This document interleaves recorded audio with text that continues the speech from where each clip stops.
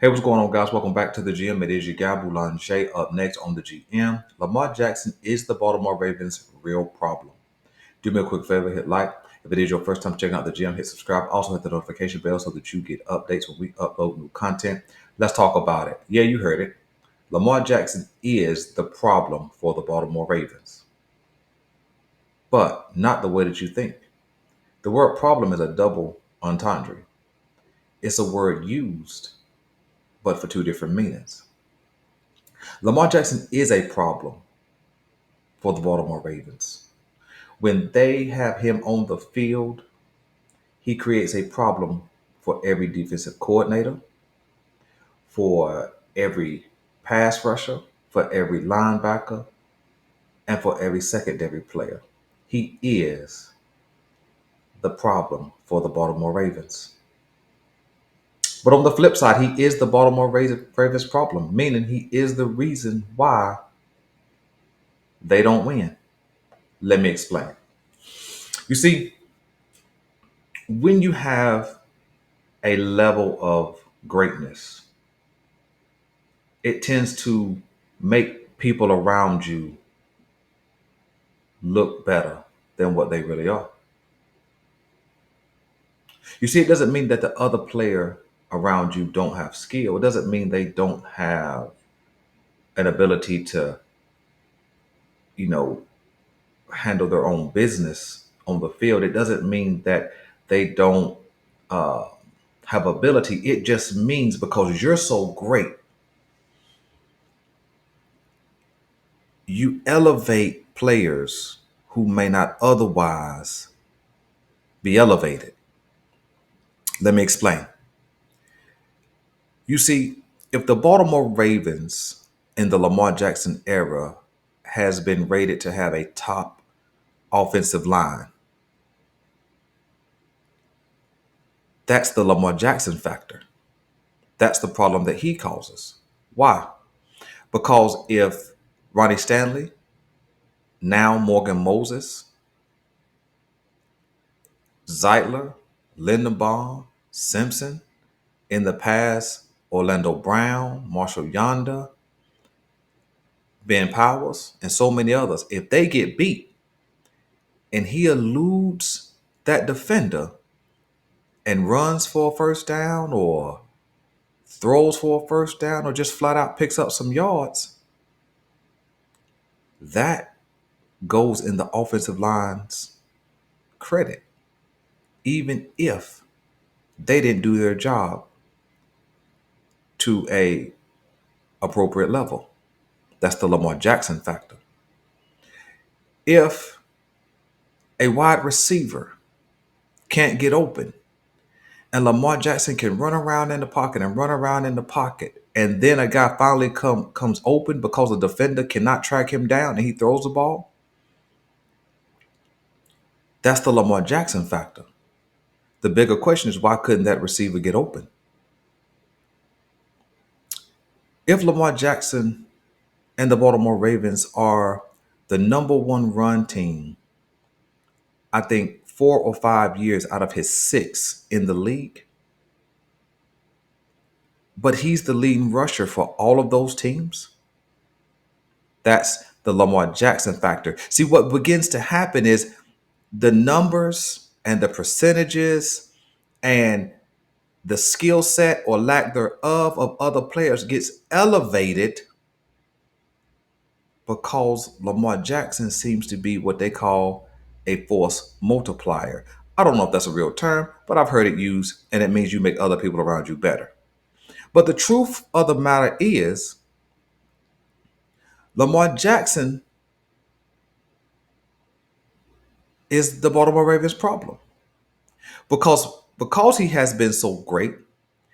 He has allowed them to get off the hook from doing adequate GM, adequate head coaching, adequate offensive coordinating because he's been so great. See, when we say that John Harbaugh is a Super Bowl winner, that's true pre Lamar Jackson. But if Lamar Jackson is 59-20 in his career as a starter, right? That would mean that John Harbaugh is also 59 and 20 in that same time frame. Now I may be a little bit off with, 59, 58, 60, wherever he is. But because Lamar Jackson is a winner, that by proxy makes who a winner? John Harbaugh, meaning John Harbaugh has been a beneficiary. Greg Roman was a beneficiary. EDC was the beneficiary. The beneficiary of what? Of saving jobs, saving careers, and saving legacies.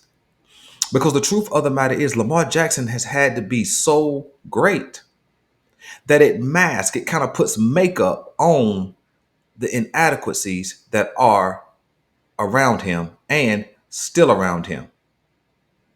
You see, I don't think we understand the significance of 2019 because a lot of people say, oh, this is 2019 all over again. But I don't think people understand the significance of that year.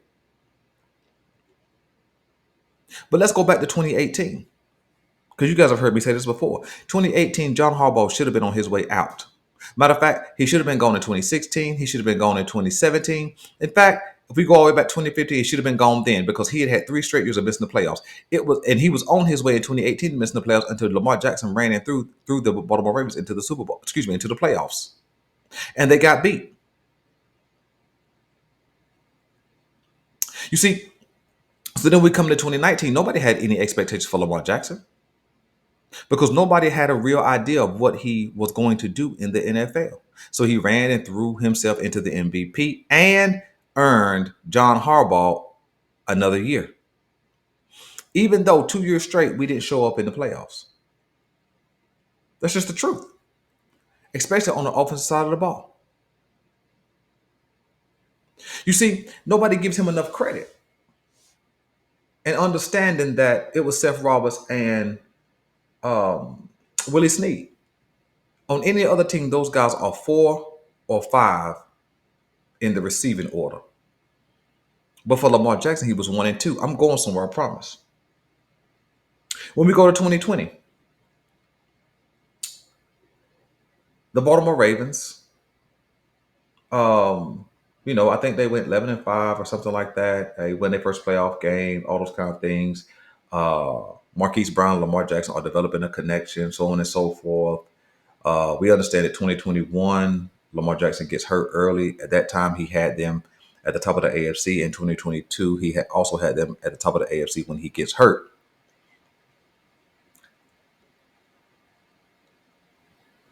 But as Lamar Jackson's winning, John Harbaugh is also winning. The Baltimore Ravens are also winning, right? And because he continues to do more with less, they keep doing less. You see, I know that the numbers and statistics say that the Baltimore Ravens and Lamar Jackson ever has drafted more wide receivers than any other team. That sounds real good. But they've also spent more draft capital, meaning trading picks away to bring in defensive players. Are you telling me in that time you couldn't have used some of that same draft capital to go out and get him a true number one? Because if he's making lesser players around him better, elevating their status, what if you gave him a true number one? How much elevated would Lamar Jackson be, the offense be, and the guy you go and get for him? How much more could they be? You see, what I'm saying is it's not making sense anymore. It's not making sense for Lamar Jackson to be so great, but the organization around him to be so inept. You see, the reason why John Harbaugh is still getting credit for being a great coach is because Lamar Jackson has been a great quarterback and a great player. And as long as the Ravens are winning, nobody's going to have a real complaint. But when you go to yesterday, this is recorded on Monday after Sunday when we lost. It won't be released until Wednesday. But when you go back to Sunday, what you will recognize is Lamar Jackson, when he did have time, had nowhere to go. Why? Because nobody could get open. Your best receiver is a 5'9" rookie in Zay Flowers, who showed that he was a rookie with the taunting penalty, with the fumble on the goal line. This game is not on him. It's not. I'm just making a point to say that Lamar Jackson is the problem because when you continue to elevate lesser pieces, you don't challenge the organization to go out and be creative and inventive to continue to build around you. And that's what's happening in Baltimore. The Baltimore Ravens don't have a true number one. A rookie, I don't believe, can be a true number one because he doesn't have any experience in the league. He can have number one skill set, but I don't think he can come right in and be a number one. Even you take it like a Jamar Chase or a Justin Jefferson. Justin Jefferson still had a guy like an Adam Thielen to help take some of that pressure off of him. Jamar Chase still had a T. Higgins and a Tyler Boyd to take some of that immediate pressure off him so they could still be great. Zay Flowers had nobody. Zay Flowers outpaced Odell Beckham by almost 300 yards or over 300 yards and doubled up on Rashad Bateman, which means this was a one receiver team. That's absolutely what this was. And that's why on yesterday you only saw the one guy shine.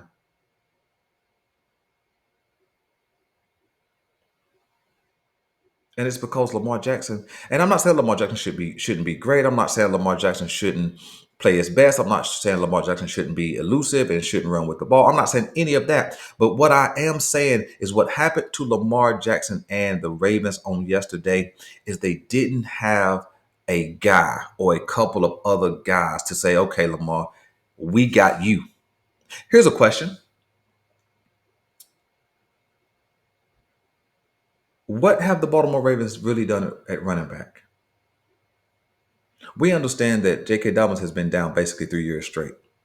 So I'm not depending on or banking on J.K. Dobbins. We understand that Gus Edwards is getting long in the tooth. He's not an explosive runner. He's a power runner. And we understand that Justice Hill is more of a third down guy. He could probably fill in a game or two or three as a starter. But long term, he's not that. So the Baltimore Ravens hadn't really went into the draft to really get him a guy. Or they haven't made a move to go get him a guy. You know, Derrick Henry was on the table at the trade deadline. We couldn't pull a trigger to go get Derrick Henry. We couldn't pull a trigger to go get a Josh Jacobs if we're going to be a run first team. Let's go get somebody who can do it all. You see, it's frustrating because the whole sports media is going to kill Lamar Jackson today and tomorrow and all the way until next season when they can prove themselves again. But when you really look at his weapons, I told you guys in August, and people killed me for it. I said, this is a bottom 10 wide receiving group. And my main reason that I gave why I called this group a bottom 10 is because those guys hadn't done anything in their recent year. Rashad Bateman had been injured every year that he's been on this Baltimore Ravens team. So therefore, you had questions about could he be healthy or what would he be if he was healthy? Odell Beckham had been recovering from an ACL tear. We hadn't really seen him in 2 years. So the question would be, what would he be? Nelson Aguilar was a cast off from the New England Patriots, didn't do anything over there. So the question would have been, what would he be? The only thing we knew is that Zay Flowers was a stud and he had proven that all season. But these other guys still had questions to answer. Game after game after game, still had questions to answer. All year long, where was Bate? All year long, where was Odell? All year long, where was Nelson Aguilar? Made a couple of plays, but where was he? Right? So what would we have expected in the biggest game of the season? What would we have expected when 17 out of 17 games, these guys have been mostly a disappearing act? You see, I'm one of those guys. I believe that you're going to be who you've proven yourself to be. These three guys had proven themselves to be minimal at best And if it wasn't for Lamar Jackson moving around in that pocket and creating some time to throw the ball downfield,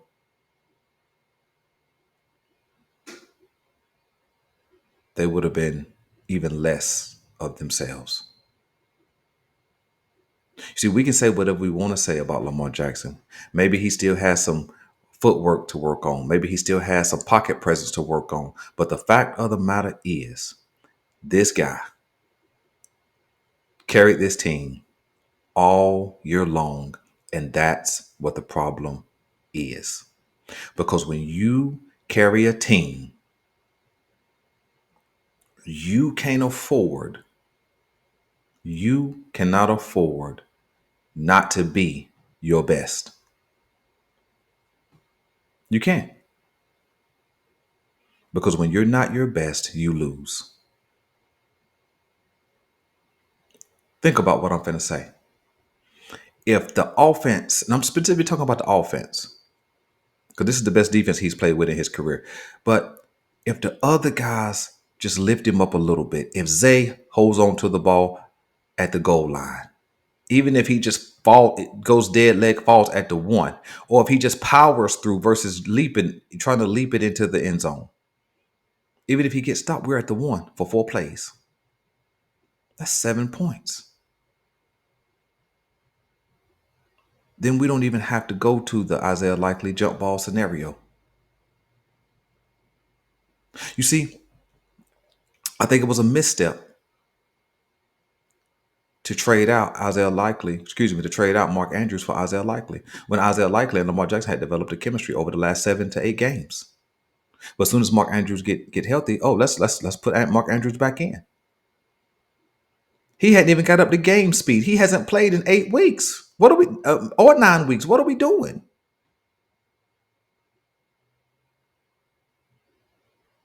You see, I wonder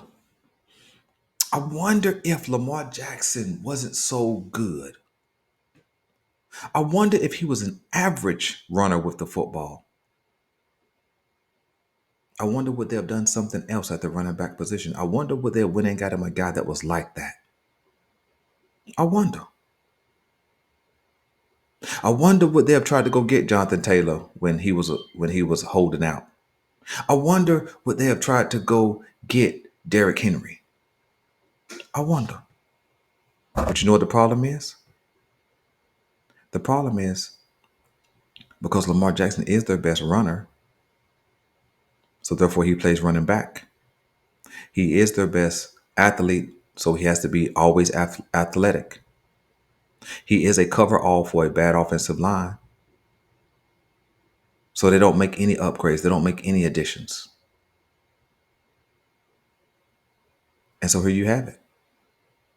Here you have it. You see, everybody was wetting themselves except me. Oh, the Baltimore Ravens, they upgraded the wide receivers. Well, maybe. Maybe. See, but here's what it looks like in the Lamar Jackson era. They trade away your number one wide receiver, a guy in Marquise Hollywood Brown, who asked to be traded. I acknowledge that. But you didn't have to trade him, especially if he was your number one guy. You trade him and you don't replace him? How does that make sense? But this is the only guy in the league that they would do that for. And when you know you don't have a real system for Lamar Jackson to be standing on foundationally, he needs more weapons. But you don't go get it. I mean, when you look around the league at guys who haven't done what he's done with less, they do less with more. You take Tua. He got two virtually number ones, and Tyreek Hill is the best wide receiver in the league. And what did Miami do? They went and signed running backs who had been proven on other teams, so he could run it, so they could run it and throw it.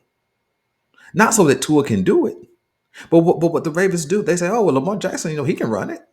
We don't got to really upgrade the running back room. And let me say something about the running backs. If they really wanted Dalvin Cook, they would have got him when he was available, when Minnesota released him. That's why they didn't play him. They didn't really want him. They just signed him because he was may have been an upgrade over Melvin Gordon, but they didn't really want Dalvin Cook. That's why they didn't play him yesterday. See, it's always some dumb stuff, some smoke and mirrors, some stuff that just don't make sense. And I'm done, man. They're gonna kill him, but I'm not really coming to his aid. I'm just talking about what the truth is. If you look just in our division, we have the worst receiving corps in our division. But why did we win the division? Because of Lamar Jackson. Led the team in rushing and throwing, of course, because he's a quarterback.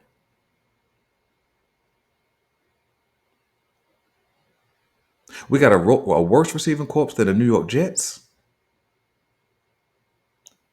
than the Buffalo Bills. I'm talking about teams who didn't get as far as we did this year. We got a worse receiving corps than the Jacksonville Jaguars, than the Los Angeles Chargers, than the Oakland Raiders. I mean, think about this. We probably have the worst crop of wide receivers in the AFC. And when I think about all the other wide receivers and the schemes and how they performed, we may just be better than the Carolina Panthers when you just look at flat out talent and ability. Although I would like to have DJ Shark on this team. I'll talk about that in the offseason stuff. I'm just I'm just done, man. I'm done because I get it. Lamar Jackson didn't play well. But that's what the problem is that he always has to play well. Let's just be honest. Did Patrick Mahomes have his best game yesterday? No. But his system is elite. His pass catchers were elite when it came to catching the ball. When they needed to get open, they got open. You see, you got to have something. I mean, if you got bad receivers, have a great offensive line. If you got a poor offensive line, at least have great receivers. I mean, at least have two of the three together. If you got mediocre receivers, at least have great running back room. My goodness, we don't have any. And I think that one of the great travesties was not being able to go into this playoffs with Keaton Mitchell, who had developed a chemistry in this offense. Because even though he wasn't elite at all things running back, he did have elite speed, which allowed him to be a game changer on offense. This offense only has one game changer, and that's Zay Flowers.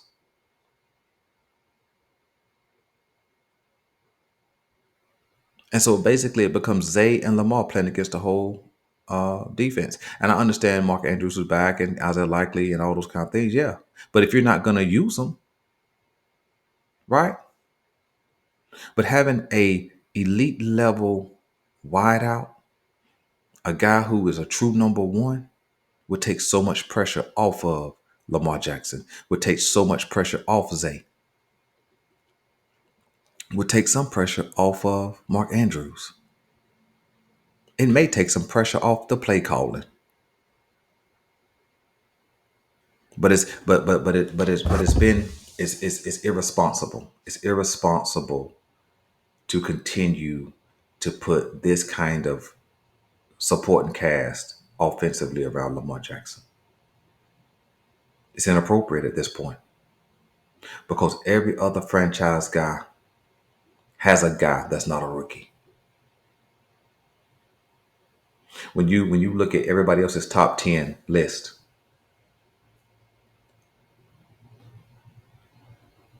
Pat Mahomes developed Rashid Rice. Now, Rashid Rice is not an elite guy yet, but he has the talent, the ability, and the skill set to do so. But again, they have the best offensive foundation in the league. When you look at a guy like Joe Burrow, Chase, and Higgins, although Higgins is a free agent, I think Tyler Boyd may be a free agent. The best trio in the league. Lamar Jackson, nobody. See, because I'm not counting rookies. Jalen Hurts, Super Bowl participant last year, AJ Brown changed his life, and Devontae Smith, a really good second receiver. I don't know if people would call Tua elite or not, but he's been good for the Miami Dolphins in part or whole. Tyreek Hill and Jalen Waddle. When you look at all the guys, matter of fact, if you went through the playoff participants, you would find a number one guy or a number one type guy. Even with Jordan Love and I think Romeo Dobbs stood up, balled out against Dallas. He's going to develop into a nice receiver. Um, Dallas, CeeDee Lamb. Philadelphia, of course, we already mentioned them. Buffalo, Stephon Diggs. San Francisco, Debo Samuels and Brandon Ayuk, who played big time last night. Detroit, St. Brown. See what I'm saying? When you go across the teams that's winning, even if you have a good rookie, you can call out the other pieces to the puzzle. But who was Lamar Jackson calling out? Don't give me Mark Andrews because he hadn't played in 8 weeks until yesterday. Don't give me him. And I think that's the problem because Lamar Jackson has been so great. He has allowed them to get away with being inept. I know you may miss on draft picks, but you could take those same draft picks and go get a guy. But let's not forget about this. This season in particular, the Baltimore Ravens would not have had to use draft capital to get another guy. You know why? Because DeAndre Hopkins was available on the street for almost a month before he signed with the Tennessee Titans. I guarantee if we had to sweeten the deal just a little bit, we could have got him over in the fold. And when you look at what he did in Tennessee with below average quarterbacking in comparison to what Odell or Bate did with well above average good quarterbacking, I guarantee he would have made a difference in yesterday's game as well. But just like always, right on cue, no, we got enough. We good. We all right. And you know why they signed Odell Beckham and gave him such a high salary and gave him all them empty calories on the end of his contract, which now is going to cost us dearly? You know why? Because he was the only one left available. That's the real truth. There was nobody else available. All the top wide receivers this free agency, last free agency, was already off the board. And nobody was really going to pay Odell Beckham what the Baltimore Ravens paid him. In fact, if you remember the report, it sounded like the New York Jets, who were probably the most favorable, were going to pay him right around $5 million. But we gave him 3 times that because we didn't do our work.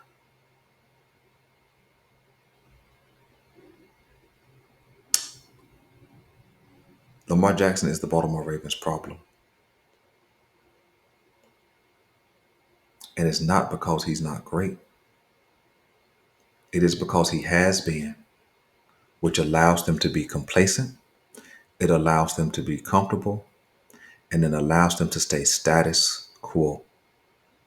And that's part of the reason why they kept Greg Roman around so long, even though that offense had grown stale after the second full year. And that's why they hired a guy like Todd Monken, because Todd Monken accepted the idea that, you know what, we're going to keep some of Greg Roman's run game.